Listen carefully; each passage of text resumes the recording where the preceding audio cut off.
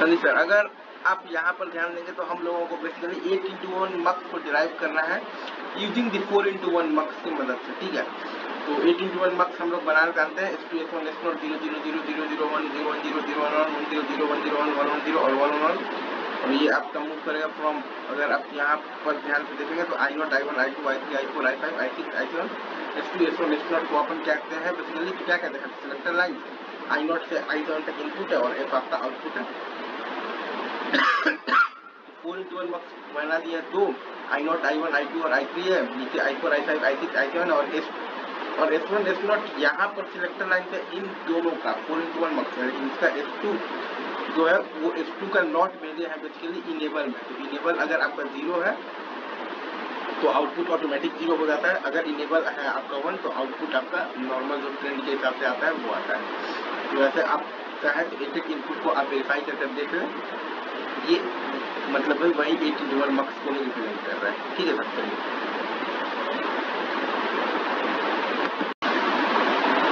चलिए हाँ सर, यहाँ पर अगर आप ध्यान देंगे तो हम लोगों को बनाना है 8x1 का मक्स बनाना है यूजिंग दी बनाना है बेसिकली 2x1 के मक्स की मदद से, ठीक है।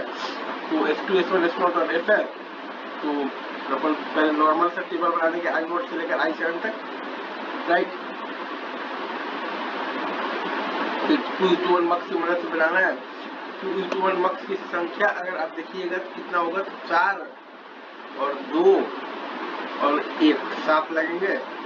I0 I1 I2 I3 I4 I5 I6 I7 फिर आउटपुट आउटपुट फिर आउटपुट आउटपुट और ये फाइनल का फंक्शन है S0 S1 और S2 है। ये आपका मेन चीज है S2 S1 S0 का आपके पास जो सिलेक्टर लाइन्स है, फिर I0 से I7 तक और ये F है आपके पास बेसिकली आउटपुट। सिंपल से आप एक एक वैल्यू रखकर आप देख सकते हैं, हर वैल्यू के लिए ये चीज आपके पास बेसिकली वेरीफाइड है, तो इसमें ज़्यादा कुछ काम दिमाग में नहीं आता।